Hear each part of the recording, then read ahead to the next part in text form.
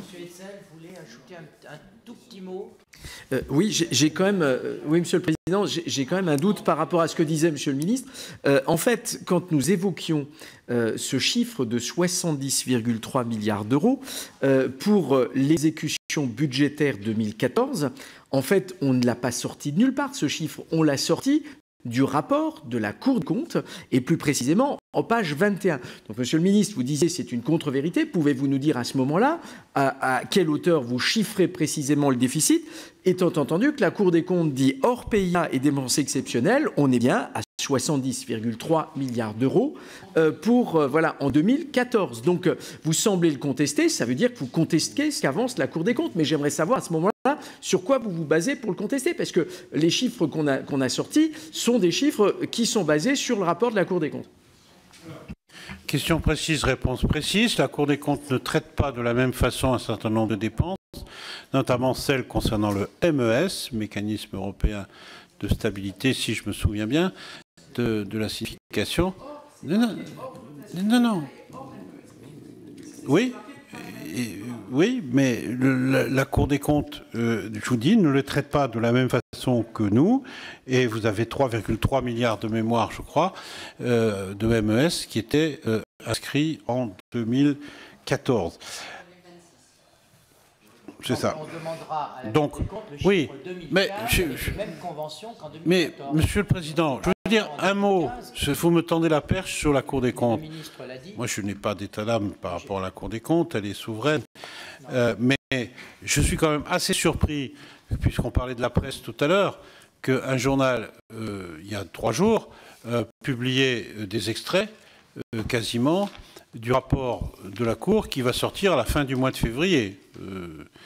Voilà, je le dis, je le dis ici au micro, je l'ai dit d'ailleurs au président au premier président Didier Migaud, je crois que c'est le même journal d'ailleurs, qui disait Didier Migaud va dire dans son rapport que ceci et que cela.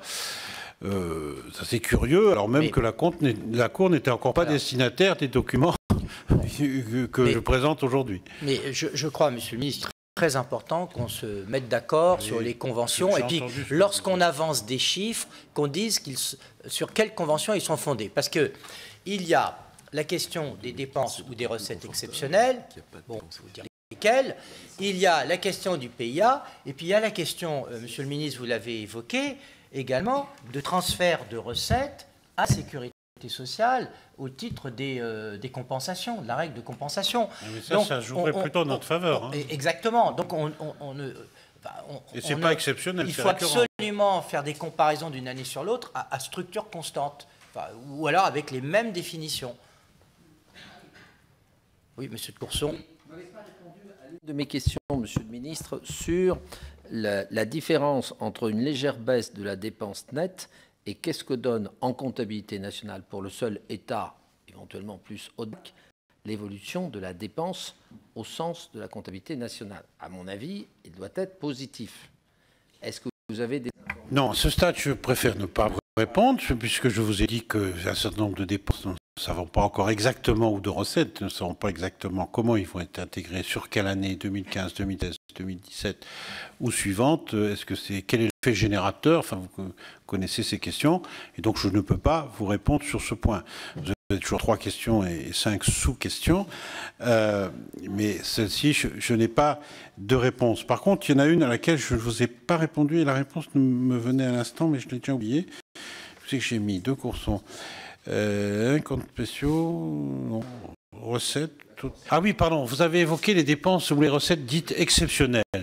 Ah, c'est assez compliqué. Qu'est-ce qui est exceptionnel, qu'est-ce qui n'est pas exceptionnel? En tout cas, des dépenses... c'est un exercice que nous faisons régulièrement, hein, mais lorsque nous établissons les lois de finances, pour savoir qu'est-ce qu'on reprend en base, comme on dit, ou qu'est-ce qu'on ne reprend pas en base par rapport à l'exécution de l'année précédente. Aujourd'hui, c'est encore un peu tôt. Je vous ai dit que nous analysons les chiffres pour voir exactement qu'est-ce qui peut être repris, qu'est-ce qui peut être considéré comme récurrent, avec toutes les incertitudes d'ailleurs qui sont même parfois supérieures au reste, puisque moi je dirais,